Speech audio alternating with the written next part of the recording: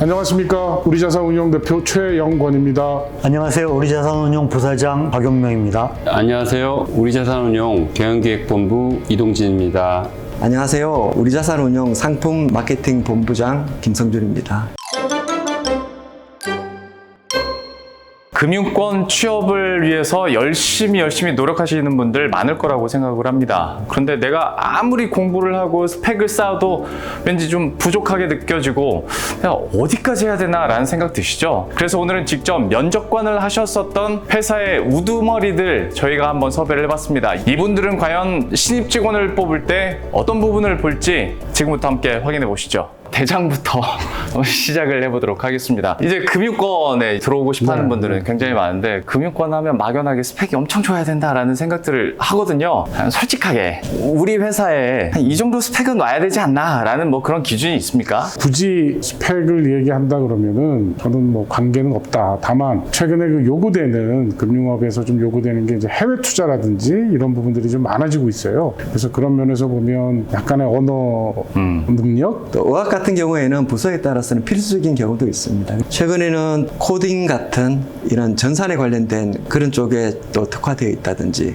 뭐 파이썬이라든지 R이라든지 코딩할 수 있는 역량을 가진 사람을 이제 선호하는 것은 사실이고요. 그 앞에서 흔히 얘기하시는 이제 스펙이라는 걸 과거에는 좀 많이 봤었었죠. 적정 스펙이 따로 있다고 생각하지는 않습니다. 본인이 들어갈 부서에서 비어있는 부분이 있을 수 있습니다. 예를 들어서 기존에 있는 사람들이 의학에 다 강하다, 코딩이 모자란다. 그러면 코딩이 뽑히는 거고요. 그렇죠. 그때 어떤 조직에 어떤 상황에 따라 어떤 사람을 뽑느냐에 따라 다르기 때문에 금융권에 꾸미는 사람이라면 누구나 도전해도 된다고 생각합니다.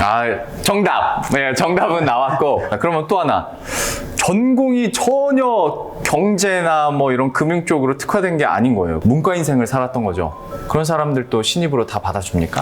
너무 좋습니다. 같은 사람들이 모여서 같은 생각을 한다는 것은 더 이상 창의적인 나오지 않을 확률이 높지 않을까 싶어요. 뭐 경제 경영 학과라기보다도 역사, 철학, 인문 뭐 이쪽도 뭐 상당히 이제 이 상상력이 풍부한 사람들이 좀 많이 오기를 고대하고 있습니다. 어쩌면 상경계보다는 문과 쪽의 어떤 인문학적 소양이 훨씬 더 필요한 시대라고 생각하고 있습니다. 이제 이과생을 뽑는 이유가 수학적인 지식, 코딩에 대한 지식, 조직적 사고 그런 것들을 문과생들도 만약에 가지고 보여줄 수 있고 이제 물론 그런 걸 하려고 하면은 자격증을 가진다든지 아니면 어떤 동아리 활동을 통해서 뭐 객관적인 걸 보여준다든지 투자자산운용사라는 운용사 자격증을 취득하고 오시는 분들도 계시고요. 뭐 CFA 자격증을 따고 오신 분들도 계시고 만약 운용력이다 그러면 운용에 관련된 자격증이 있는지 이제 증권사를 지원했다 그러면 증권사에 관련된 자격증이 있는지 그게 중요할 것 같고요. 대학원을 경제학을 안 다녔어도 대표님이 저를 뽑았을까요?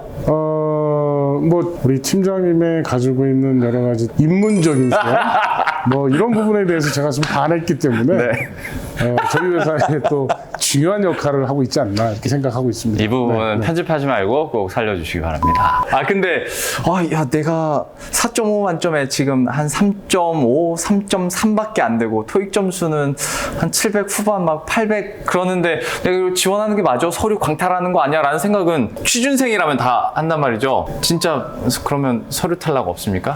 네, 학점이 낮으면 그 학점이 낮은 이유에 대한 설명이 충분하면 된다고 생각해요. 예를 들어서 어문학 계열인데 코딩을 공부한다고 코딩이 미쳐서 학점이 좀 낮다. 그런데 코딩은 잘한다.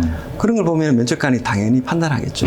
학점은 성실하다, 불성실하다에 대한 판단 정도로만 하고 있고요. 그 참고 정도로만 보고 있습니다. 그러면 또 한 가지 MBTI를 면접에서 물어본대요. 내 부하 직원을 뽑아야 되는데 이런 사람이 들어왔으면 좋겠다. MBTI 중에 한번 INTP도 사실은 INTP. 그런 INTP 유형을 가진 사람이 자산운용 쪽 업계에서는 이렇게 좀 필요하지 않을까. 이런 혁신적인 마인드가 좀 되게 필요하거든요. 그래서 뭐 마케팅을 하거나 뭐 운영을 하거나 뭐 이런 일을 할 때도 보면 발명가적, 뭐 혁신적 그런 사고를 가진 사람들이 좋지 않나 이렇게 생각하고 있습니다. 이거는 조직 상황 또는 이제 그 팀이나 뭐 본부 상황에 따라 가지고 뭐 하나를 딱 정해놓고 할 수는 없을 것 같아요. 다를수록 좋습니다. MBTI가 다 다를수록 좋다. 네.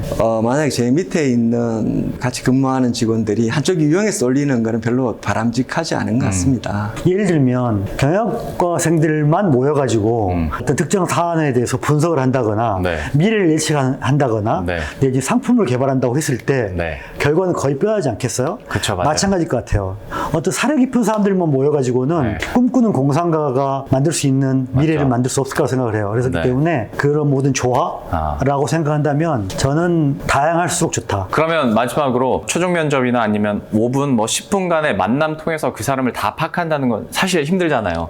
그러면 결국 심도 있고 밀도 높은 질문을 할 수밖에 없는 게 또 면접관의 임무일 텐데 딱 이거는 꼭 물어본다라는 질문이 혹시 있을까요? 저는 지금까지 제가 여러 번 면접을 보면서 드렸던 질문 중에 가장 많은 게 대학교나 뭐 이럴 때 학업이나 뭐 스펙 쌓는 거 그거 말고 정말 재밌어서 아니면 거기에 빠져가지고 정말 밤을 샐 정도로 열정을 가지고 했던 중에서 기억이 나는 게 가장 뭔지 한번 얘기해 줄 수 있냐 라는 질문을 좀 던졌던 것 같아요. 한 두 가지 정도 되는데요. 네. 첫 번째는 독서에 대한 관심?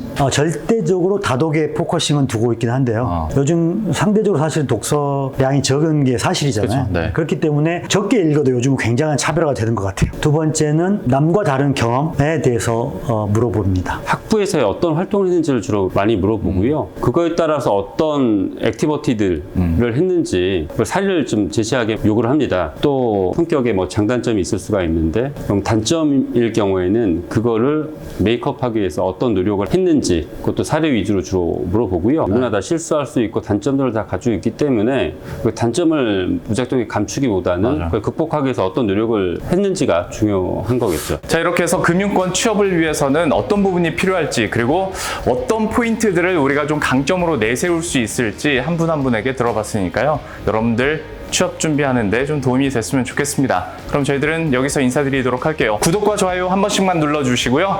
다음 영상에서 찾아뵙겠습니다.